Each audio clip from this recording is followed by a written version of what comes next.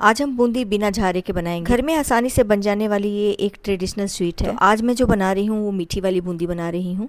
तो आइए देखते हैं कि कैसे परफेक्ट गोल गोल रसीली रंग बिरंगी बूंदी हम घर में बना सकते हैं और किसी भी पूजा पाठ त्यौहार के लिए फटाफट से बना करके इसको तैयार कर सकते हैं।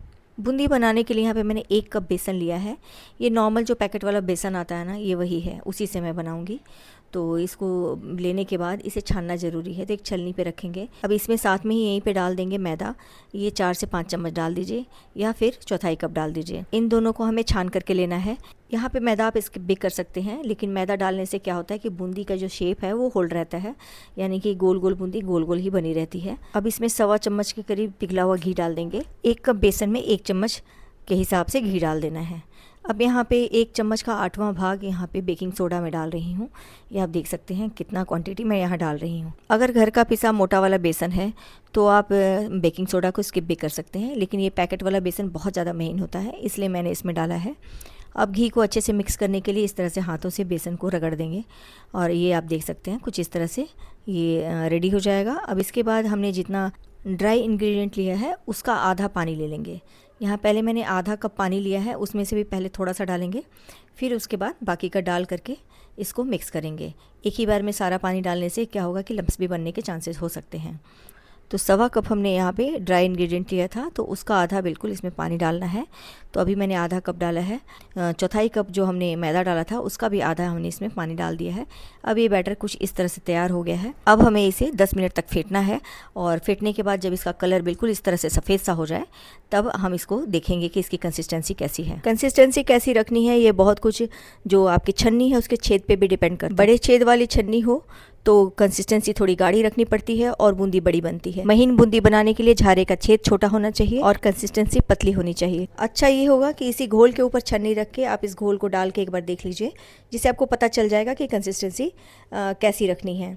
यहाँ पे आप देख लीजिए मैंने बिल्कुल स्मूथ सा बनाया है और इसको चेक करने का ये भी एक तरीका है कि उंगली पे डाल करके इस तरह से हम प्लेट पे गिराएंगे ना, तो बिल्कुल ड्रॉप ड्रॉप ये गिरना चाहिए और ये ड्रॉप फैलना नहीं चाहिए। तो इससे भी पता चल जाता है कि बूंदी का बैटर सही बना है। अब हम चाशनी बना लेते हैं। यहाँ पे 1.25 कप चीनी लिया है मैंने और उसमें उसका आधा पानी डाल दिया है और इसको अब हम गरम करेंगे। इसमें 2 हरी इलायची इसका मुंह खोलकर इसमें डाल दिया है मैंने। थोड़े केसर के धागे भी इसमें डाल देंगे। कलर और स्वाद दोनों ही इससे अच्छे हो जाते हैं। चीनी घुल जाए और 2-4 इसमें उबाल आ जाए, उसके बाद से हमें चाशनी को चेक करना है, क्योंकि चाशनी गाढ़ी नहीं होनी चाहिए, इसमें तार वार नहीं बनना चाहिए, हमें सिर्फ चिपचिपी चाशनी चाहिए। तो यहाँ पे आप देख सकते हैं ये थोड़ी सी गाढ़ी लग रही है और हाथ से जब हम इसको मिक्स कर रहे हैं या देख रहे हैं ना, तो ये बिल्कुल चिपचिपी सी लग रही थी। तो इतना ही हमें इसे पकाना है। गुलाब जामुन की चाशनी की तरह इसकी चाशनी बनती है। और इसके बाद गैस बंद कर देंगे और आधी नींबू का रस निचोड़ देंगे और इसे साइड पे रख देंगे। आप बिना कलर डाले हुए भी बूंदी बना सकते हैं, स्वाद में कोई फ़र्क नहीं आएगा, लेकिन आज मैं कलरफुल बूंदी बना रही हूँ तो यहाँ 3 कलर में बनाऊंगी। तो मैंने एक में हरा रंग डाल दिया है, एक में केसरिया रंग डाल दिया है और एक में पीला रंग डाल दिया है। अच्छे से मिक्स कर लेंगे और जो हमारा बैटर है उसने 10 मिनट तक रेस्ट भी कर लिया है। अब इसको हम छानेंगे। छानने के लिए पहले हम 1 ड्रॉप डाल के देखेंगे। बूंदी डालते ही एकदम से ऊपर आ जाएगी तो इसका मतलब तेल का टेम्परेचर ठीक है। और उसके बाद ये जो नॉर्मल पूड़ी निकालने वाली छलनी होती है बूंदी बनाने के लिए, मैंने उसे ही यूज़ किया है। छलनी को कढ़ाई से कम 1 बित्ता ऊपर रखना है। तो उसके बाद इस पर बैटर को हमें डालना है। सिर्फ डालने से ही ये बूंदी नीचे अपने आप गिरने लगेगी, ये आप देख सकते हैं। और बीच में जितनी देर जगह खाली है उतनी ही देर आप इसमें बूंदी डालें। जैसे लगेगी कि भर रही है तो आप इसमें बूंदी डालना बंद कर दीजिए, नहीं तो एक के ऊपर एक बूंदी गिरेगी और आपस में चिपक जाएगी। तो इस तरह से आप देख सकते हैं गोल गोल बढ़िया परफेक्ट सी बूंदी बनेगी। छलनी को आपको हिलाना नहीं है, हिलाएंगे तो बूंदी लंबी हो जाएगी। और यहाँ पर बिल्कुल स्थिर रखना है, लेकिन कढ़ाई से थोड़ी ऊपर रखना है। अगर आपने इसे नीचे किया तो फिर एक के ऊपर एक बूंदी गिरेगी।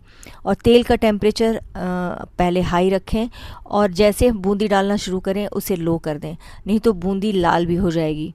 तो इस सब बातों का ध्यान रखें। और ये आप देख सकते हैं किस तरह से मोती की तरह ये बूंदी निकल कर के आ रही है। कुछ बातों का ध्यान रखेंगे ना तो पहली बार भी बूंदी बनाएंगे तो परफेक्ट बन जाएगी।